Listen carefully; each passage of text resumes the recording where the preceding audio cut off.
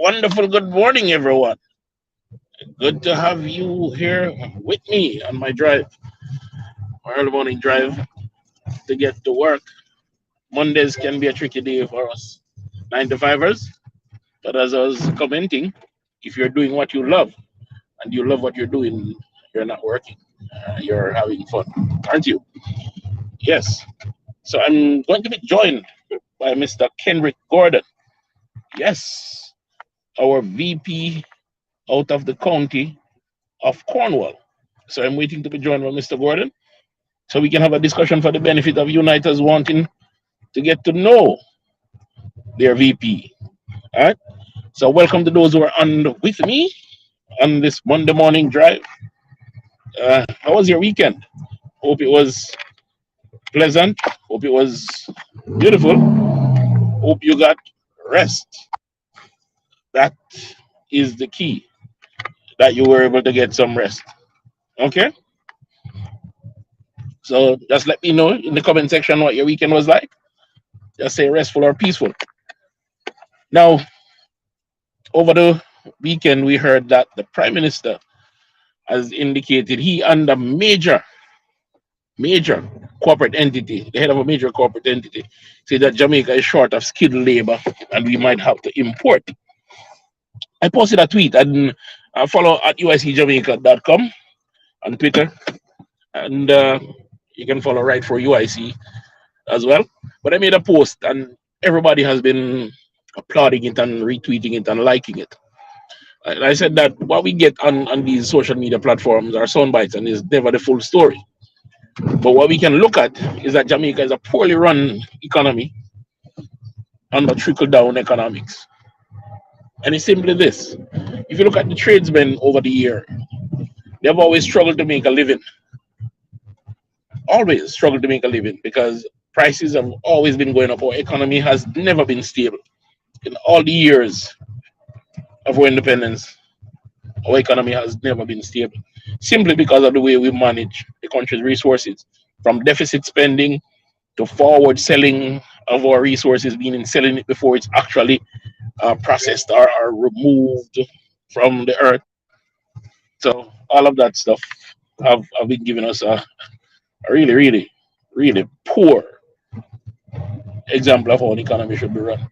So the Prime Minister wants to import labor when I, for one, am a skilled person. I'm hard certified. Yes, hard certified. All right? Graduated at top of my academy and top of my skill group. And I choose not to operate in the trades. Why? Because of how exploitative it is. These contractors, they can't afford to pay in most instances, the small ones. And the large ones, because of who they are affiliated with and the kind of business practice they use to get business, they have to undercut your rate in order for them to meet their margins. Okay? So think about it. If you want a government contract and when you bid, you have to kick back a certain amount so you can go to the party's war chest, then that leaves very little in your margin. Now you need to make your money. So you're gonna short pay your tradesman. And so the tradesmen have shied away from it. I know a lot of tradesmen who are running taxi or will move to other skilled areas. Okay? And I know a lot who have left the skills totally and have gone to do other jobs. Now, think about it. If our tradesmen were properly trained and properly certified, and on top of that, were properly remunerated, properly paid, they wouldn't be complaining about the shortage. Right? They wouldn't be complaining that our youth would rather sit on the roadside instead of going to work.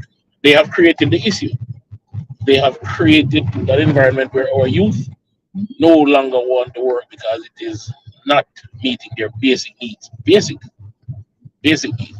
So they gravitate towards other stuff. That's not justification for criminality or wrongdoing of any sort, but it's the reality that we have to face. And from facing that reality, we will be able to go ahead and motivate our kids or young ones to perform better. That is it. Now, the UIC plan is simple and straightforward.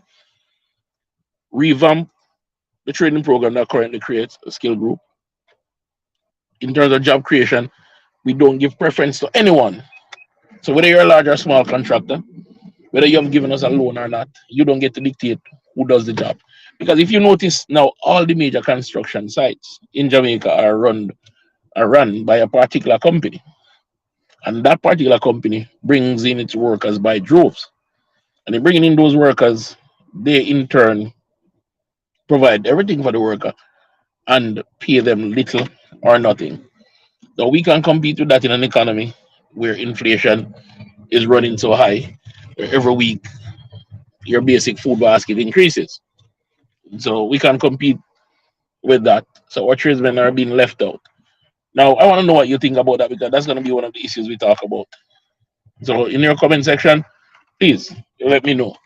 I'm going to reach out to the big man himself and see if the link is working for him. I know he was having some problem with the link.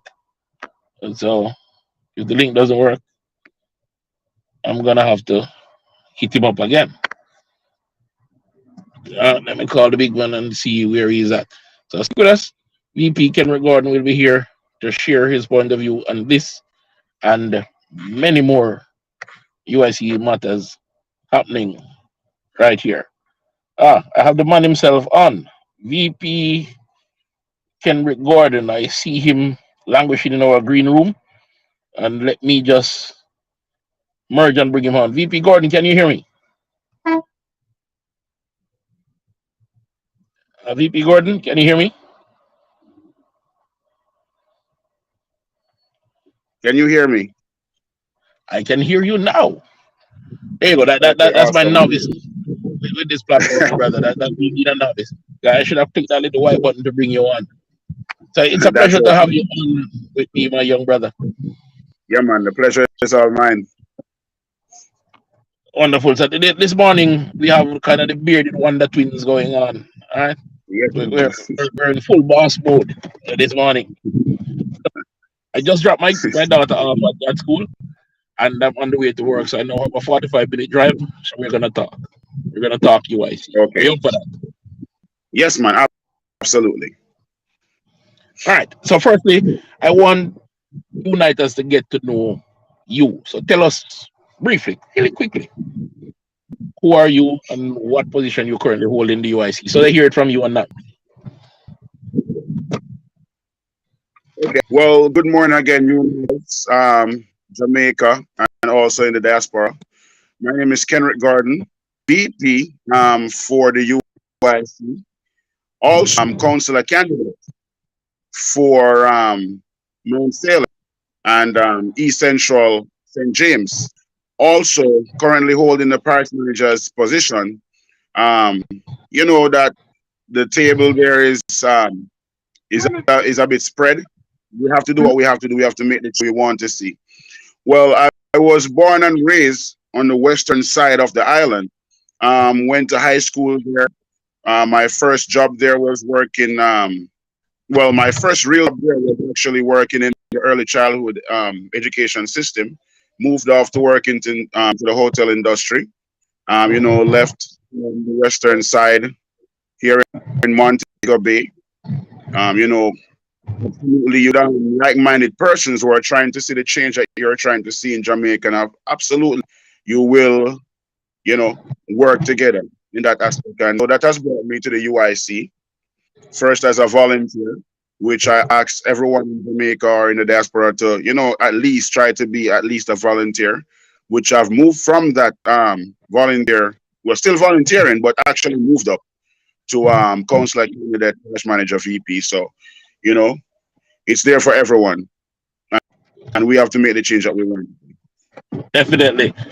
Great to hear that. So now people know that you're a man with many talents, wear many hats for the UIC and as a young man. Tell the audience, how old are you, Kenrick? I mean, if you don't want to put it out there, I won't hold it against you. But tell the audience, how old are you? Yeah, man, I'm 36 at this present moment in time. Well, September the 26th, I'll be 36. I'm a Libra for those who want to know. There you go. So a young man making change in Jamaica, fighting for change. And yet they say young people in Jamaica are amounting to nothing. I wonder where they get that, VP Gordon. Well, I don't know where they get that, you know. Well, I want to tell you this, though, that with the current system that we have, young persons aren't really that much keen, to take involvement, to get really involved in the politics system. But we can't blame them, Sir Chairman.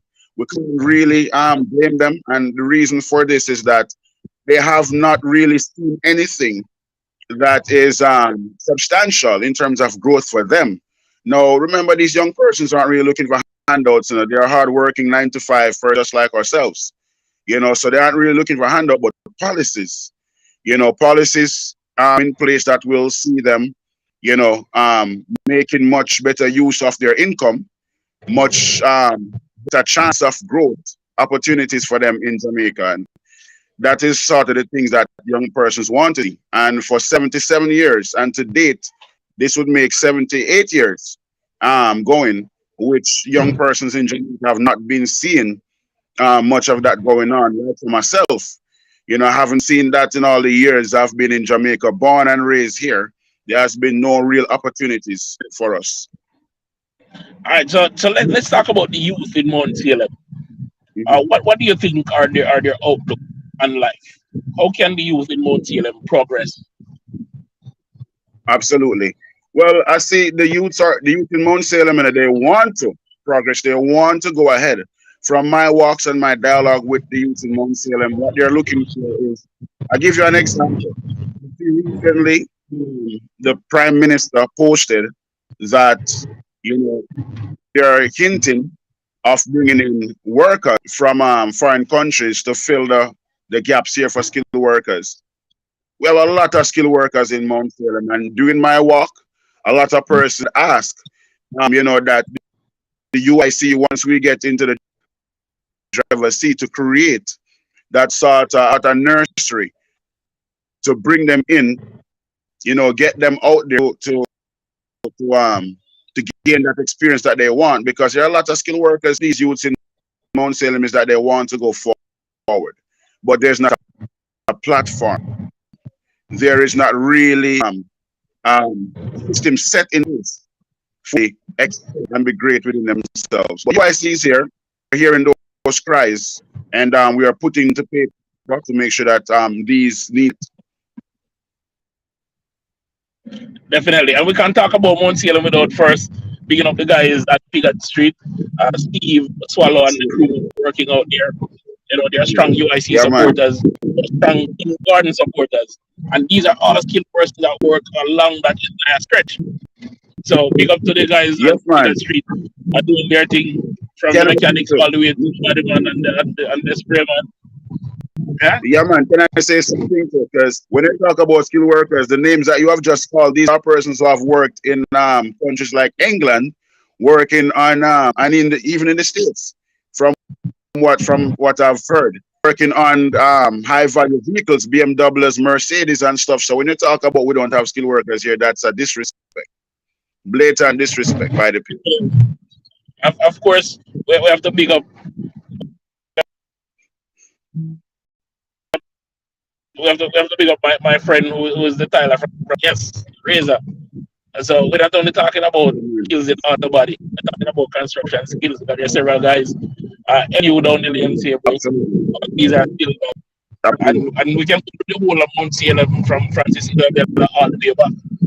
We know all the skill guys working on here, and these guys need employment and the quality of their work. The entire area is built by these guys. Only ever came in from anywhere. Yeah. Absolutely. So, how will you help put a rein on these policies that there's no labor in Jamaica to support the importation by big contractors like Czech of labor into Jamaica unabated? Well, absolutely. We need to do, first off, we need to resort to what the UIC 10-point plan is saying, and one of the main things before we can even get to that is that we need to change this constitution. We have to make it conducive to growth. What we need to do is to implement, and what the UIC will actually do is to really implement the training necessary, through community development. You know, not just to say that if you're in this area, then you won't get help or that area. You know, community development and training, proper training to make sure ready. Human capital is what we have here in Jamaica. It is our goal. It's our oil. You know, and this is what But we have to work with and develop. right. But let me ask you, they're already skilled and they've gone through the existing certification program. But what other training would they need? Are you talking like business training where they can operate their skill as a business and be more effective? Absolutely, absolutely. I think what happens, you know, is that we just as you mentioned it, you know, we really need entrepreneurship within the area. And we do have it, you know, because even the names that you've called from Salem, Swallow, and these persons, Gitche, and these persons are skilled workers who have made themselves into entrepreneurs. You know, but we just need to spread this a bit more. I think there's too many red tapes and too many roadblocks in the system for persons who want to get out there. And one of the main things you see, Sir Winston, is that when you go out there and you break your back on these construction sites and the dollar does not trade off, it kind of puts you into a situation where you're thinking, you know what, I need to run away from this country, you know, to go to someplace else where I can get better pay, which should not be the case. And so this is the reason why a lot of persons are yearning, begging and crying and bawling for the UIC to take over so that we can stabilize and fix the economy. You know, you raised an important point about economic stability. I lived and worked overseas for 5 years. And during that period, this is a country that is the size of one parish. Right. Right? And their dollar is $2.40 at the time, I think, to one US. Yes, Right. $2.40 to one US. Okay? And during the period I was living and working there, that dollar did not slip one. On the other hand, Wow. since I've been back to Jamaica, our dollar have slipped well over $60 down Wow. against the US Can dollar. you So imagine? all that is literally wiping out earnings and savings. So I can imagine a tradesman who is earning, for argument's sake, $20,000 a fortnight. Mhm. And when he took the job, that $20,000 could have bought him, for argument's sake, 2 weeks grocery. Right. The Right. time he gets that first fortnight pay, he can only Mhm. buy one That's because of true. how erratic our exchange rate is. So is it that you're saying that the UIC policies will stabilize the economy, or you're saying that we will increase it to make sure we can compete with the sliding dollar? Well, we will stabilize the economy, you know, bring it to a better and bring it to a better place. As a matter of fact, the UIC will the UIC system or governance will take away the bank from the big bankers actually and make it into our own. So we won't have to worry about you know, all those inflations, you know. And I mean, of course, we know that we have IMF and all those other countries to those other banks to take care of and systems to take care of, you know. But like the president says, there is no contract or no agreement that can't be renegotiated, you know, and so that is something that we need to look on. We've But done that before. absolutely, absolutely. So, you know, we need to fix the economy, you know, fix the economy, ensure that whenever you work something for your you're able to utilize it to the betterment. I'll give you an example. Since we're in this life, watching this live, if you are a 9 to 5 worker and you're just about, I want you to take it out and look at it if you access your job right now. The government had mentioned increasing minimum, and the increase in minimum wage, we thought, not the UIC members, because we are educated towards what this is. It's a trick, you know. But for those out there that didn't really know, look at your stub, see what you used to get, and know that minimum wage has increased. See what you're getting now, with the increase in taxation.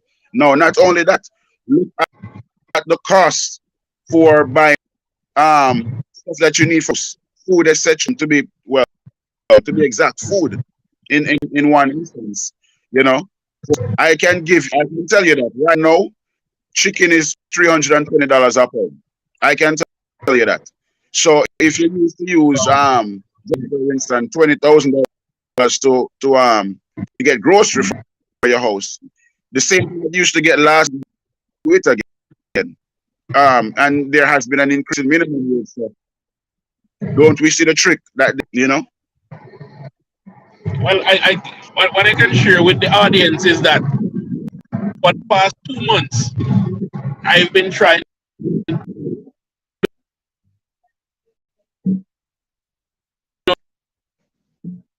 because the government to measure, and I've been trying to find out what comes together to make that price index, and I have not been able to find that at the government statistician website.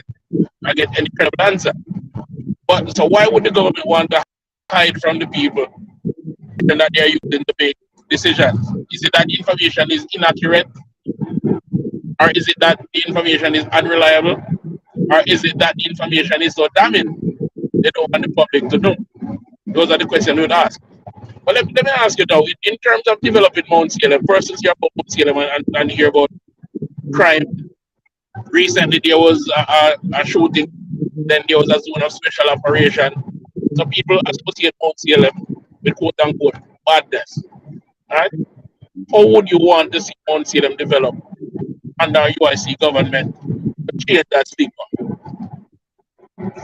First, we need to get rid of the narrative and the whole idea of a Jonathan sort of community. We need to get rid of that, and UIC is keen on that. So that is something that we have already written in our manifesto plan to get these areas fixed. No garrison. So that is number one. Number two, we have to make sure that there is social intervention, and that social intervention is to work in a broad aspect. So engage youth in making sure that they have they have mentors, in youth in making sure that they find something do which is not linking with these gangs. Our other developments in terms of the way the streets and the communities are being kept. Once you see the cleanliness around, it makes you feel good. We can't rely on just the police. We can't rely on just equipments like guns and bikes and cars to stop the crime and violence. Now we're in Jamaica, not just in Mount Salem.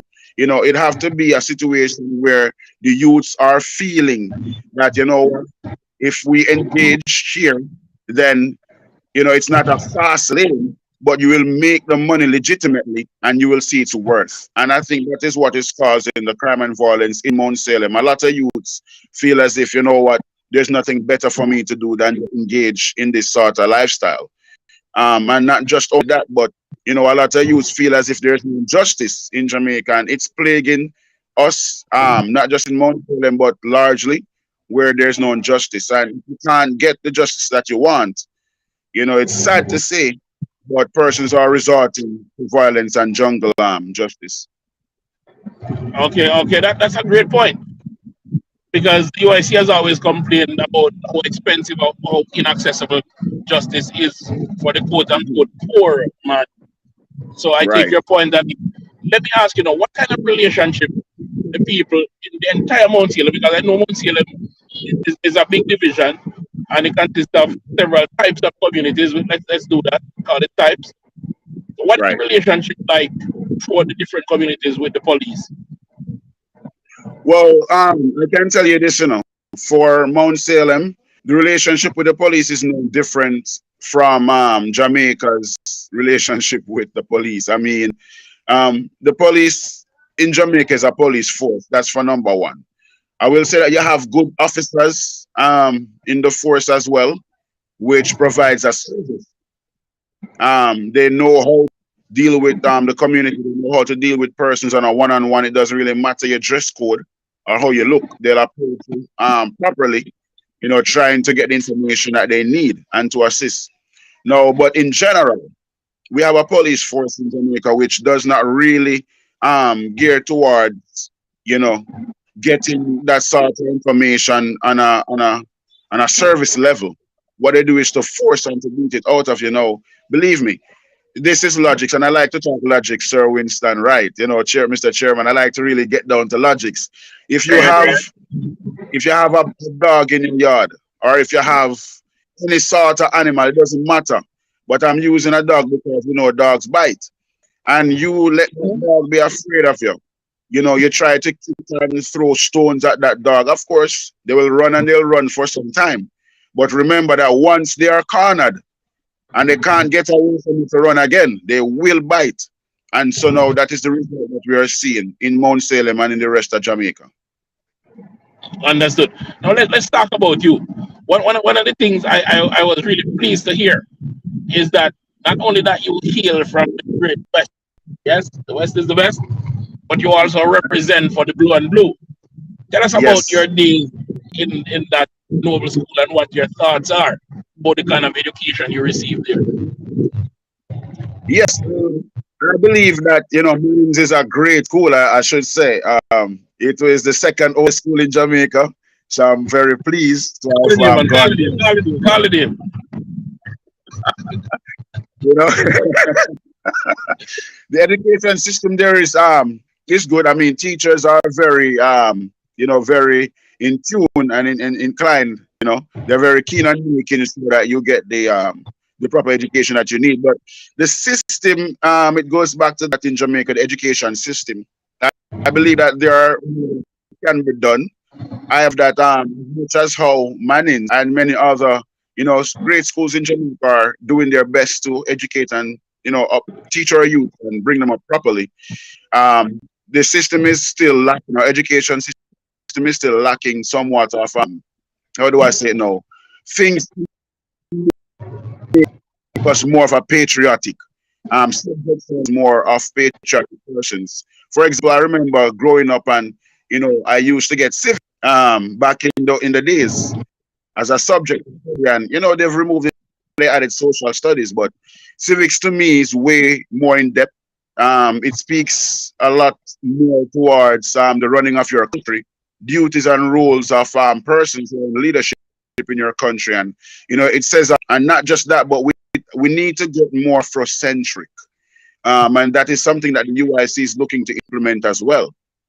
So I think Mannings, being at the caliber that they are, would play a pivotal role, very, very great role in leading out this Afrocentric sort of education. Persons leaving high school now would be more, you know, self-motivated. The self-esteem would be there. You know, believing in your Afro-ness, believing in your, you know, your Jamaicanness, if I may put it that way, if that's even a word, you know, would believe, you know, in more in what you can create. I don't want to sound well, one-sided in terms of persons thinking, you know, on a racist level, but no, I'm not at all. But development of the black man, and I think that is what is much needed. You know? All right, I like that. The government said that it will time spent in school. I think 1 year, or is it 2? Correct me if I'm wrong. I think it was a year.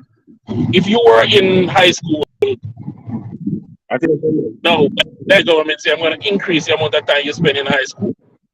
Is that something, considering your economy at the time, your family's economic strength at the time, and your career outlook, would that be something that would have been appealing to you at that time? Do you think it's a wise idea now? I don't think it would have been a wise idea. I don't think it is a wise idea now.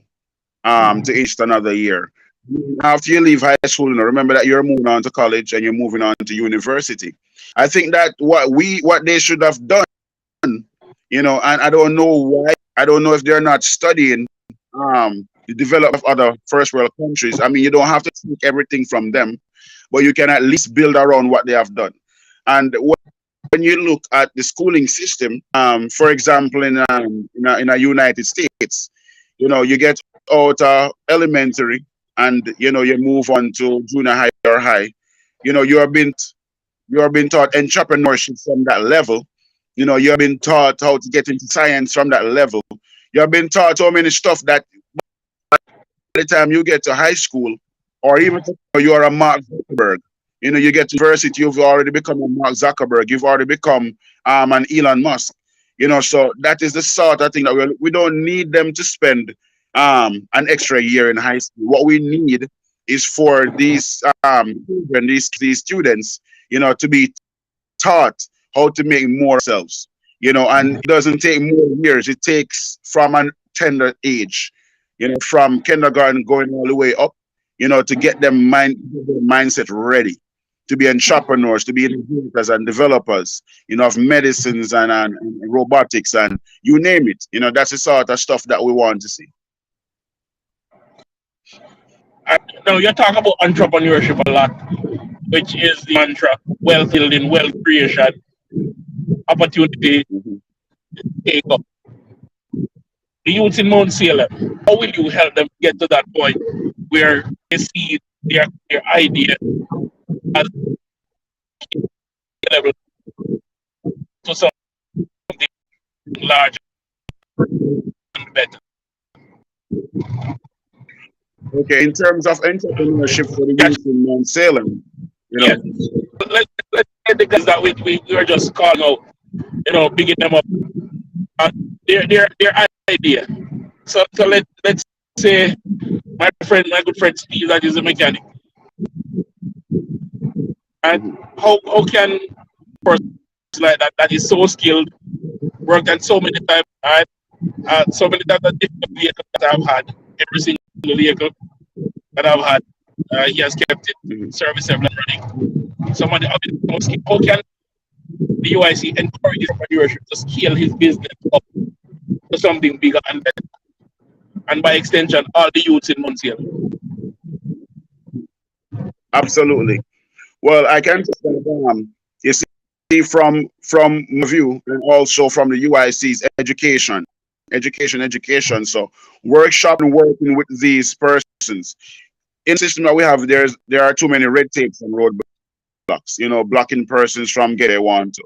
You know, it's sort of a jigsaw puzzle where things have to fall in place in terms of constitution, banking, and however, one of the main thing is to educate these persons on entrepreneurship. A lot of persons know how to, you know, swing the bucket, shovel, read the tape, you know, use their skills, etc. But when it comes on to financial management, when it comes on to starting up a business, not much person have that experience or the know-how to, you know, and that is one of the things that, you know, I myself and our councillors here in the Montego, you know, are looking towards, you know, doing those workshops, you know, bringing in persons that are able to teach, tutor in those workshops, you know, show you how to start up your business, how to run it,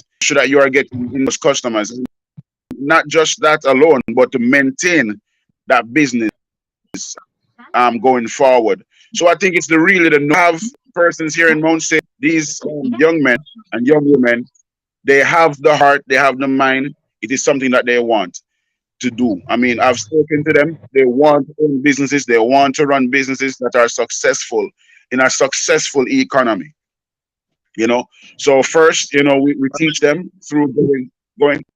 Go ahead. Oh, don't say I like that. I like that. But let me ask you, you talk a lot about education. Why is that? Well, I'll tell you this first and foremost is that, you know, you need to first have an idea. Education is wide, you know. I'll say it is very wide, because if you're a person that wants to go into science, you'd have to be educated on science. You know, if you're a person who wants to go into business, you'd have to be educated on business. But at the same time, whatever it is that is your liking, whatever it is that you think that you would love to do to excel, you have to be educated on this. You have to know the science behind it. So if you're going into farming and you believe that, you know what, I want to, you know, farm some pumpkin. Why just pumpkin? man to come and buy. Why not excel like outlets so you can distribute your pumpkin? You know, maybe even distribute it over the 14 parishes of Jamaica. You know, there's nothing wrong with that. But it all comes down to, do you know how to do it? I need these workshops in place. You show you how. You know, persons working alongside you, to success and helping you to maintain. Okay, okay. I like that. Now you mentioned farming just now. And the UIC believes seriously in farming, but not just farming, organic farming to create food security. Absolutely. Mount CLM, what is your idea for farming in such a suburban area? How can your farming project that you are developing for your area come to fruition, considering that it's built out almost completely? Absolutely. Well, I can tell you this, that Mount Salem, many persons, if you know the area, it is truly a concrete jungle. It is.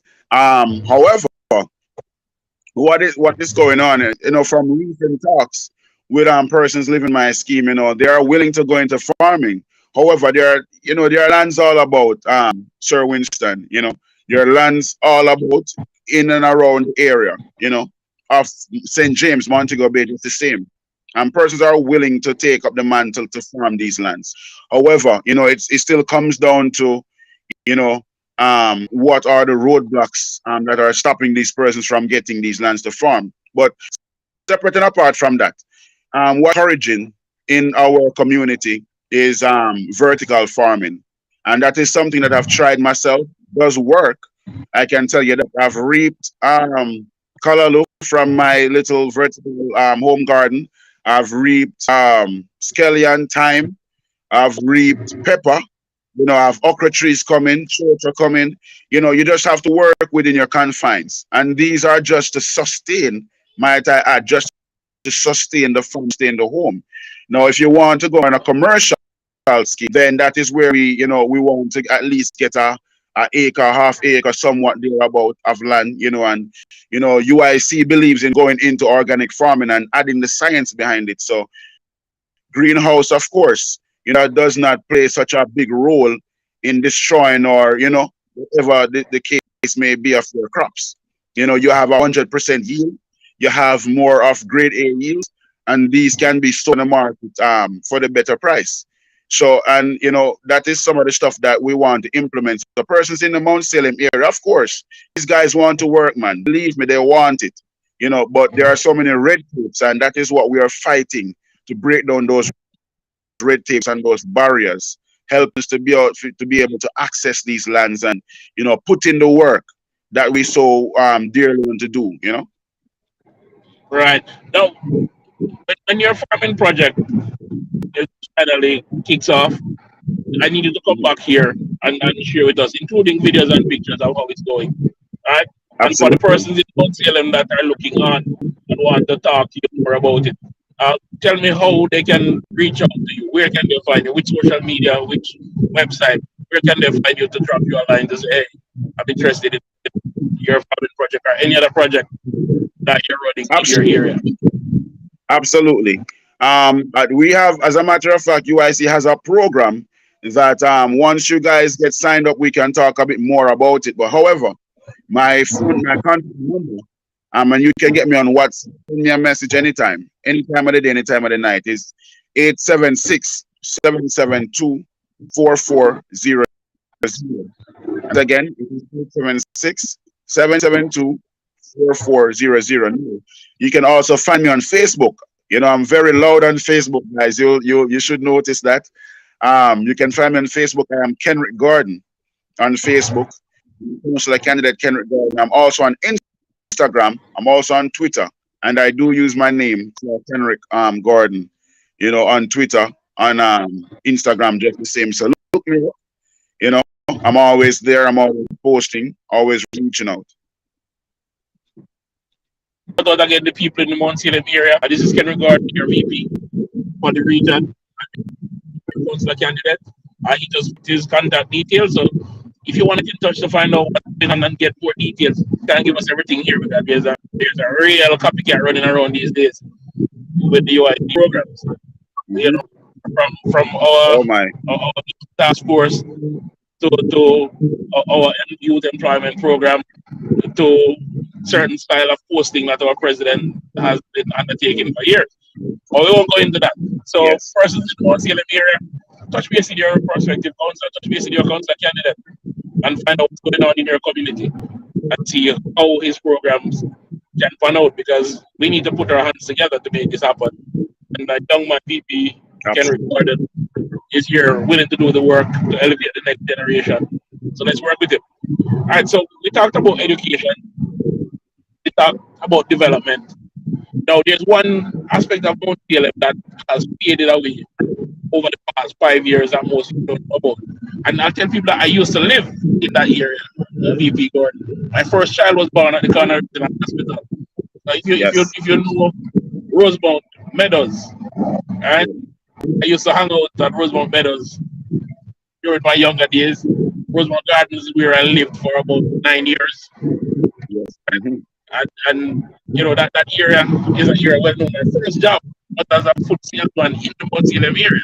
Very first job straight out of high school. So I know the area well. And so one aspect of Mount CLM that has faded away is the entertainment life in Mount CLM. Right? And so and that stretch between Bigot Street and down to your head was where it all used to happen. How has the youth feared now that football and the regular street parties aren't going on in Mount CLM? Well, I tell you that, to be honest, it's out of the livelihood of the Salem, I should say. Persons living here in Mount, if you know, there's Mackey's bar right at the front there, and you know, a lot of persons, you know, to make a profit.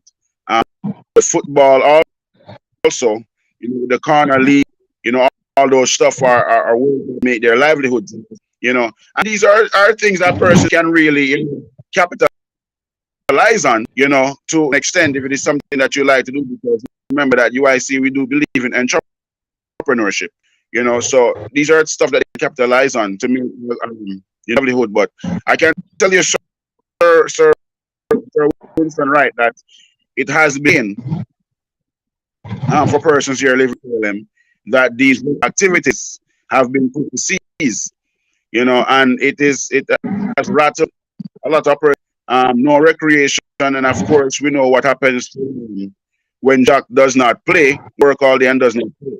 You know, he becomes a dull boy, and we're seeing that evidently, you know, in the area. Flare up of crime, a lot of flare up of you know, persons, you know, just idling about and doing stuff that is not you know, that is not conducive to growth, or it is not practical. So it is helping us a lot. But what we have to do, what I'm doing actually, you know, is to, you know, so we can gel that community back together. See if we can get some activities going on here. You know, persons can really get out, enjoy themselves just the same. And not just that, but be educated during the process. You know, listen to the VP speech, listen to the president's speech, you know, hear what is going on from their counselor, you know, and just to reach them. So each time we make this happen, we start to do it educating, you know, during the process. Right. And so let's talk about how your representation of the community and how that is going. I have another question about crime, but I'll come to that later. Right. In your walks, how many of the areas, how many of the streets have you gone into so far on your walks? Because I know you do community walks when you're on your day off from your regular 9 to 5 job. Right. Okay. So I've walked the lanes, the main streets exactly. You know, Pickard Street is one of them. Crawford Street is one of those. Francis Isabella, you know, Tenement is one of those. You know, Westgate. Actually, we did a video in Westgate just the other day showing some of the drainage areas that need to be cleaned. You know, and trees growing there that takes actually 9 months to reach the point that we're at where they are. You know, and Rose Heights, I have stepped in those communities just the same. you know, kind of getting a feel from the persons. I've got a few numbers for persons just the same. You know, we talk, kind of get the feeling of what's going on. And persons are hoping and looking and begging for the change. They're begging for UIC to really get in there and, you know, make the changes that we have hoped for and long awaited for so many years. I can tell you that the feeling out there is welcoming. Great. We still have a All few right. Okay, that's what I was but going it's to ask if those blocks are going to continue. absolutely, they will. They definitely will continue. It is something that I want to make sure that I keep doing. I don't want us, or well, I've learned actually, being that I was, you know, when you're not brought up in a political scope, so to speak. You know, you weren't tutored and coached by the corrupt persons out there doing it. You know, so you're here representing as a person, feeling the pain, being in the situation yourself. And what I've noticed is that you don't really see councillors, MPs coming through until close to an election. And that is something that we need to wipe out. You know, we want to make sure that if a person needs their councillor, their MP, I mean, they can just get them just like that. You know, an MP and a councillor is always moving through, you know, as they can without having to wait for an election date coming close. You know, so absolutely, the walks will continue. The talk will continue. Understood. Understood. Always present.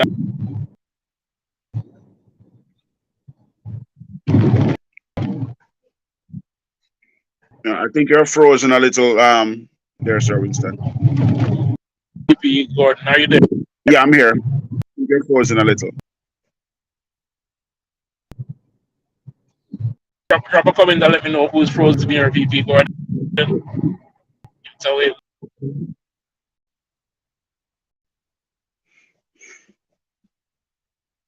Yeah, I'm getting a little static delay. that drive, a morning drive.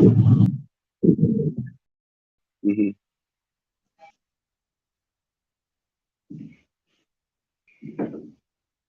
Getting a bit of static there. I'm not hearing you at the moment.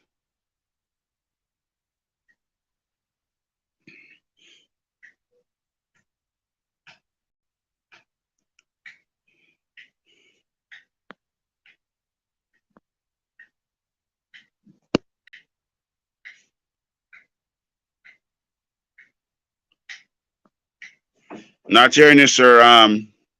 Sir Chairman.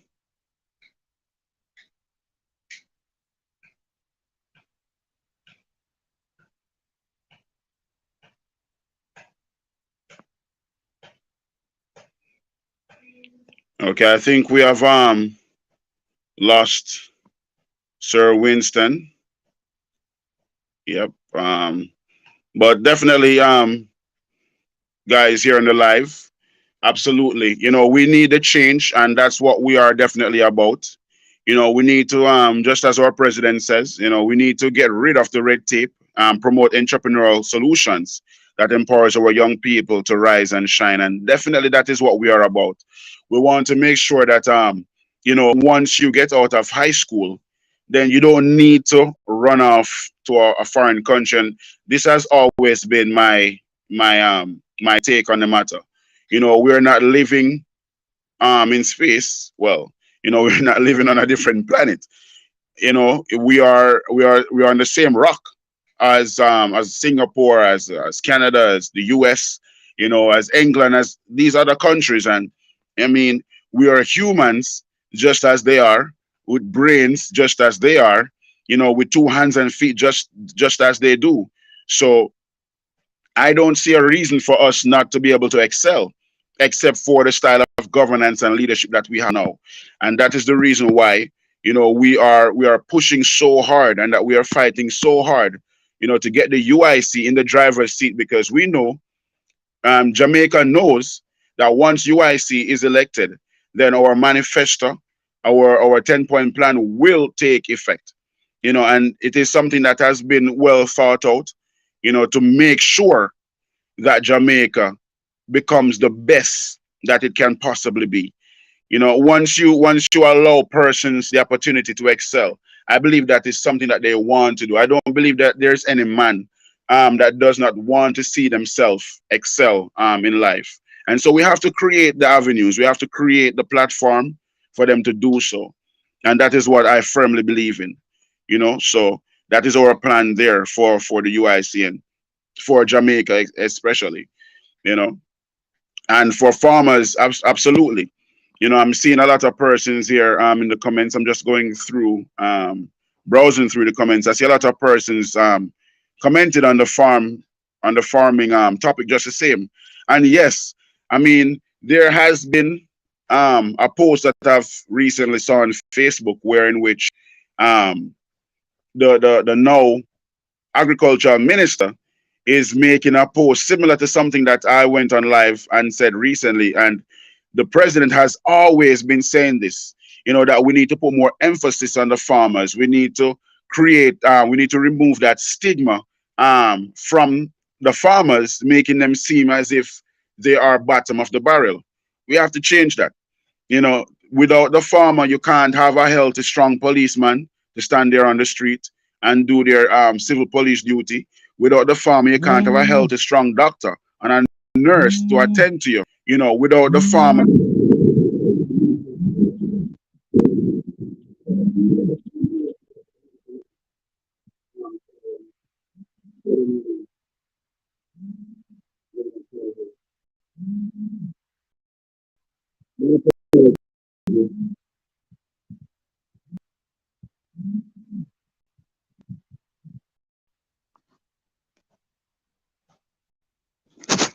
Yeah, so that is the situation that we're having right now.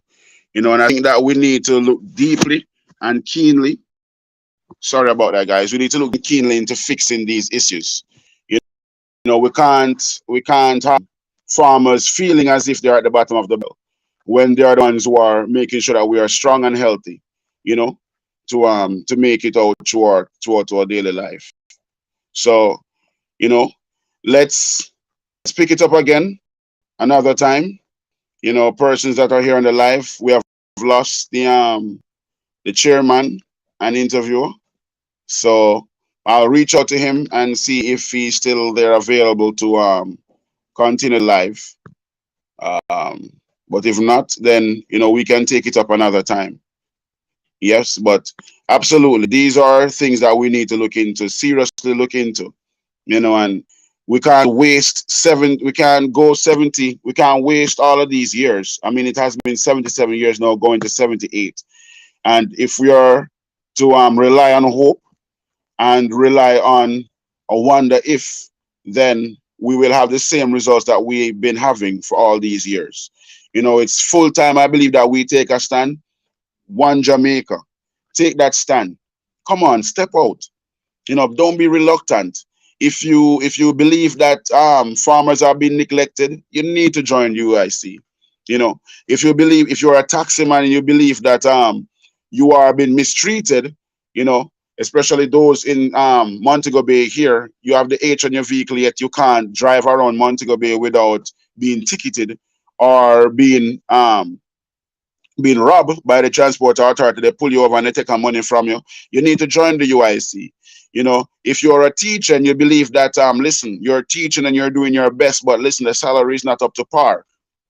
The system is not up to par, then you need to join the UIC, make a change. You're a police officer and you believe that, listen, crime and violence can be fixed, because of how the system is, then you need to join UIC. Yeah, come back, Sir Chairman, Sir Winston Wright. Thank you. I got booted and it was hell to get back in. But I'm back with you, my brother. Yeah, man. Continue, please. Absolutely. Yeah, man. So I was just saying to our listeners that listen, if you're having issues, if you're in second thoughts about the system, it can only mean one thing. It just simply means that you should join the UIC. If you're a farmer out there, you're a taxi driver, you're a 9-to-5 worker, you look at your paycheck after they have raised minimum wage, and you still can't buy what you used to buy last week, last month, it simply means that you need to join the UIC. 77 years, 78 years, we have all seen this. And believe me, it was not one political party holding Jamaica for the 77 years. It was both of them simultaneously, in and out. I run in, you run out, sort of situation. And we see there has been no change in the system, no change in policies. Join the UIC, man. It's as simple as that. It is as simple as that. As a former trade unionist, I like to tell people that there is no amount of raise you can give someone to compensate for a failing economy. An economy that is unstable, where the inflationary forces are, and I don't use this term in the ordinary sense that Jamaicans are used to it. Inflationary forces are under control, because we are used to a government saying, oh, we will fight inflation. The government can't fight inflation. That's a losing battle. And economists tell you that inflation is a market force. Okay? So it's a market force. So you don't fight inflation. Right? What you do is prepare the market to handle it. And if the market is stable, then inflationary forces will be less. Absolutely. Right? So the economists out here, if you disagree, correct me. But I know nobody will disagree with that. But to the reality of it, I have to bring this up, Brother Gordon. I know it's your time to shine. I have to bring this up. The Prime Minister was on here the other day, and this was after news broke that he had made a $190 million statutory claim, meaning he has declared that his family asset is in the region of $190 million. And let me give context to that. I know many successful businessmen who have headed several successful businesses who don't have that family asset base. Okay? I know many entrepreneurs who have started and even sold successful businesses that don't have that family asset base. I'll go further and say that I don't know of any career politician that should have that asset base, because they are civil servants just the same. Well paid, yes, but civil servants just the same. Now, here is what is treacherous for me. The man who controls the strength of our economy by virtue of our governance system is poorly designed, right? Said he made his $190 million investing in FX, foreign exchange. Right? Now, when you trade in foreign exchange, you're betting that the local currency does worse than a competing currency. So, in a sense, the leader of the country just made a boatload of money by saying, I think Jamaican currency is going to do bad. Now, here's the part that is hard to swallow for me. It is that same person who is in charge of the country's economy and determines how the economy performs. Can you believe that, my brother? It's some serious thing that's in. You have to preach this, I tell you. So you have to preach this. All right. It is also the same person who is in charge of the fiscal policy that determines how our money works. Yes. And most importantly, this person is the head of our economy. So can anybody say that this isn't a conflict of interest? That it is. This person acted in good faith of the country and not his pocket all the time. Here's another important one that we shouldn't miss. He encouraged every Jamaican to do like he did. Now imagine if all 2.9 million Jamaicans get up and did what he did. We would have destroyed Jamaica to line our pockets. Now people are saying, no, but I make money. But here's the thing, that all of us can make money in an investment plan. Somebody has to win, somebody has to lose. Absolutely. You understand? And he's making sure he's at the head of the queue so he wins. Absolutely. Now,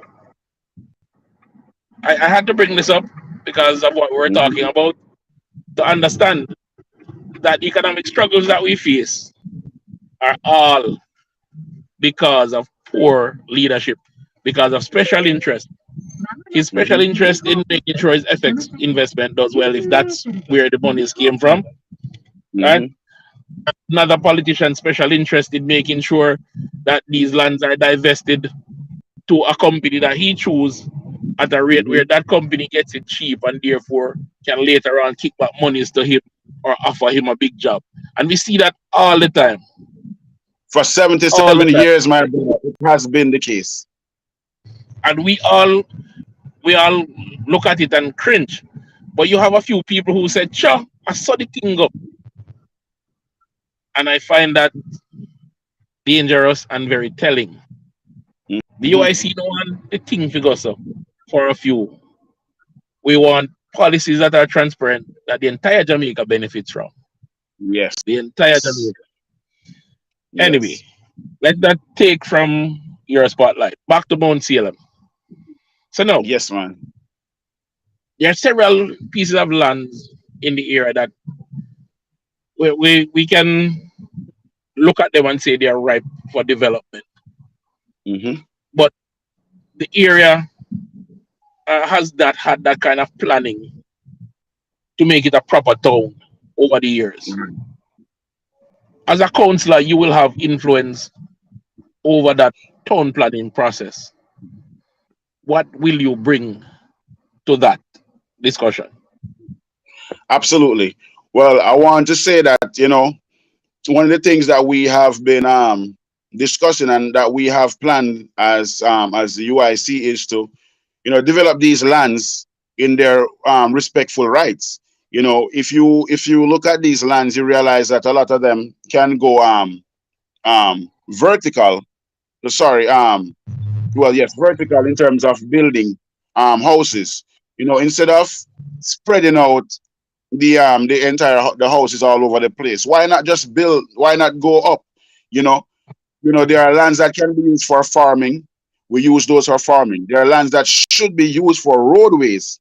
Let's use those for roadways. We can't just be building and not respecting walkers and commuters, to move by. One of the same issue that we're having right now is the flooding. It's the flooding. It's how poorly designed our communities and towns are. And a lot of also we get it from British and them place here just pop up. There wasn't really any plans. And I say, how can you have leaders in your country that will allow place to just pop up without any real plans? And of course, persons want place. We don't deny that. But at the same time, they can be truly executed properly without plan. If you don't plan to win, then you want to fail. And so us developing these places, with under a scientifically, how do I say, from a scientific point of view, building the houses in terms of how we set the roadways, drainage systems, and we still need to make sure that those farmlands, still available for persons or person to entrepreneurship, maybe, start up a business. We need spaces and areas for those, without the red tapes and without the blockade to stop them from going forward. So one of the things I want to do, Sir Chairman, is to, see to it that when these houses are being developed, they are, developed in a certain way which allows for, spaces, allows for water and those stuff that would come from natural disasters, to not affect our citizens, not affect our people and to kill them. Earthquake, we have to plan for these when we are doing our buildings. The hurricanes, we have to plan for these when we are doing our buildings, and the floodings, when we are doing our buildings. And at the same time, what if there's a fire in the community? How do persons get to safety? These are some things that we have to take into consideration, when we are designing our communities, when we are designing our city and our towns, So being on the board, absolutely, these are some of the stuff that will, be my lamentation to see that these things are done properly, So definitely. Wonderful. Now, one of the things I remember Montego had was a strong community organization, community club. I know they built a new community center recently, Mhm.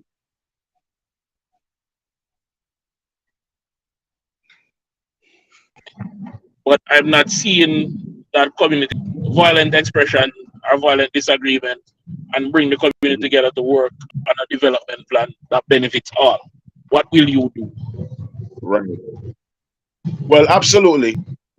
I can let me first speak to that the community club. You see what is happening in Mount or in Jamaica at large at the present moment is that this has not yet really taken over governance, and so we're still experiencing a bit of segregation as it speaks towards the parties, GLP, PNP, and so the community center was developed really to see the betterment of persons.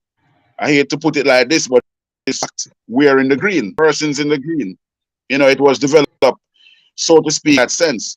And so, of course, it will not quell the crime and violence. It will not do much for persons who do not believe, that they are not that they are a part of the system, and persons that do not believe that there are persons that don't believe that there are any help there for them, and for the mere fact that it was developed by the labor rights and the PNPs. So these are kind of the segregation thing that is going on there. For me, though, for things that I want to do and things that I will do, in the community and things that are being done, is to be in dialogue with these persons. Like I said, they need the mentorship. A building is good, so we can have a quorum. We can properly sit down and have discussions. However, a building won't stop crime and violence. A building won't create wealth. A building won't mentor these persons. A building won't make them feel patriotic about their community. This has to do with the reaching out. This has to do with the presence, of a leader in the area, and the presence of a person there discussing and talking to them, and seeing what their plight is, and how best we can work on these plights for them. A person that will engage them, see them on the streets there hanging out and realize that, listen, it's a group of guys this who might be, might cause some trouble. Day in, day out, you contact them, you talk to them, and see what they need. If it's a job that you need, well, assist you in getting a job. If it is that you are having some problems in terms of education, you're not educated enough to go do the stuff that you want to do, assist you, you know in pointing you in the right direction, etc. you know these are the things that needs to be done. I think the club is there um because of a political gain, and once we start to create a political ball game in any community, it will destroy it. So I think that is what is taking place right now in Mount Salem. I've passed a community center because I'm living in Cornwall Gardens. So of course I'm to and from, past a community center, and I can tell you, Sir Winston, that I have not really seen anyone there other from members of the JLP party, followers and supporters of that party. Now, how can you develop a community if it is being divided? You understand? You go to Pickard Street, it's a mixture of JLP and labor rights in there. And if one and two labor get out of Pickard Street to go to that community center, it does not take development into Pickard Street. Same thing for Crawford Street, same thing for Cornwall Gardens. I mean, same thing for Rosemount Garden, Westgate Hills and all of those places. You can't be you can't say that it's a labor right community club, and they are invited, laborers are invited, and you develop it for them. You run out PNPR, you look at them with an eye of scrutiny. It breeds violence for the very least of things. It breeds corruption, it breeds envy for the very least of things. And so these are the things that we need to break down, these barriers. A community center is a community center for the community, and it should be. Right. I like that talk of inclusiveness, brother Kenrick. That's exactly what the UIC stands for. united to unite as uniters. Yes, yeah, I like that right there. But listen, I'm almost at the end of my journey, and I love what we have talked about. I'd love to see you get to be the representative to bring all of these things to fruition. I know you're limited in what you can do because of the way the structures of the community governance is set up here in Jamaica. But Right. fear not, brother. Your young talent and passion will pay off. Just keep meeting the people, communicating with the people, and sharing the UIC vision. You said you're a parish manager, so uh, who else? Which are the other candidates you'd like to give a shout out to and give a strength to as they go out and spread the united word? Yeah, man. I mean, all UI candidates, but since I'm here on the Cornwall side, then let's shout out Callum, who's been very vibrant here as well. Rosemary Logan, I got to give a big shout out to her as well. I mean, she is a woman on the ground, and even though she has a lot on her plate in terms of running her business, she has shown tremendous interest in seeing the development and bringing the name and the teachings across. I have to big up Sir Winston Wright, who is the chairman, also representing for Bethel Town. Yeah, man, definitely. And also he's the parish manager for Westmoreland, just the same. I have to big up Sheldon Wallace, absolutely parish manager for Ipswich, which is in St. Elizabeth as well. So bigging up all UIC supporters. Kareem, he's in, recently just finished his interview and ready to represent for the UIC. So of course, and there's if forgive me if I've missed any names that I called, but Angela Dupas is over there doing tremendous work in Trelawney, just the same. There's a lot of persons out there that is running with the mantle, and just passing on the word, like a relay. And we have to big them up, and we love that. You don't have to be a candidate, mark you, to spread the word, or you can just be a person who listen. You wake up, you look at your paycheck, and you say, definitely don't write. You look what the PM and to how the system is orchestrated, and you said this is just not right. You are a UIC supporter. The fact that you kept that way, it means you are a United Independence Congress supporter. What you need to do right now is to find your common ground, which is among us. So please be a part of it. Step out, support the UIC. Be the change that you want, not what somebody else wants to see. What you want, be that change. Yeah, man. Definitely. And we'd definitely like to take some time to big up all those persons who have come out to support the candidates, especially their 12. We want to say thank you for recognizing that our platform represents true change and that our candidate needs that support, that community base to grow and to be the kind of representative that be an exception that is different from what you're used to over the past 77 years. So big up all uniters. Appreciate you, our 12s. We love and respect you, and we love and respect our community, and we're looking for that change, especially for the next generation. Brother Kenrick, Absolutely. thank you for being here with us this morning. It was great talking to you. Next time we talk some more about the blue and blue, what we represent. Yes, right? Absolutely. As usual, tune in, on this journey. We have some time, and we'll talk to each other and just bring understanding, love, and respect. Have a great day, everyone. Absolutely. Yeah, man. Bless up yourself. Sir Winston, take care. Take care of all persons on the live. Have a great one today. Bless, brother.